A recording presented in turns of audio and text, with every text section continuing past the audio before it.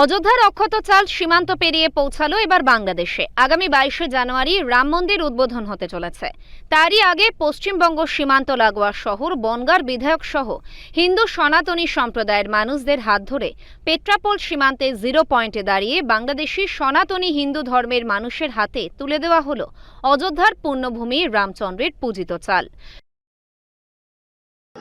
দেখুন, এরা সমগ্র সনাতনী হিন্দুদের গর্বের বিষয়। দীর্ঘ 500 বছর ধরে যে প্রভু রামচন্দ্র তার জন্মস্থানে তার সেই জায়গায় যেখানে পূজিত হওয়ার কথা সেখানে হতে পারেনি।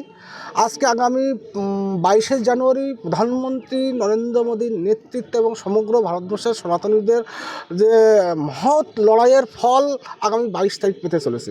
সেই উদ্দেশ্যে অযোধ্যা যে অক্ষত প্রসাদ, অক্ষত যে চাল, সেই চালটাকে বাংলাদেশের যেসব হিন্দুত্ববাদী সংগঠন আছে তাদের হাতে তুলে দেওয়া হয়। সঙ্গে ছিল রাম জন্মভূমির ছবি সহ লিফলেট। পাশাপাশি প্রধানমন্ত্রী নরেন্দ্র মোদীর বার্তা, বাংলাদেশের হিন্দু সনাতনী ধর্মের সকলের বাড়িতে সন্ধ্যা প্রদীপ প্রজ্বলনের আবেদনও জানানো হয়। এদিনের এই কর্মসূচিতে দুই দেশের সীমান্তরক্ষী বাহিনীর জওয়ানরাও উপস্থিত ছিলেন।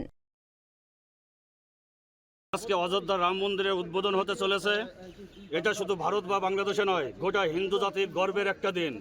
আর এই রাম মন্দিরের প্রসাদ হাতে পেয়ে একজন বাংলাদেশী হিসেবে নিজেকে আমরা গর্বিত মনে হচ্ছে।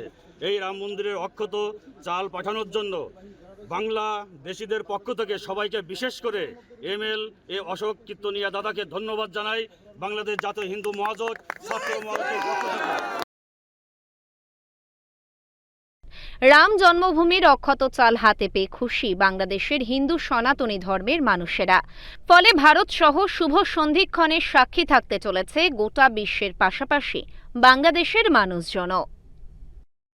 উত্তর 24 পরগনা থেকে রুদ্রনারায়ণ রায়ের রিপোর্ট, লোকাল 18 বাংলা।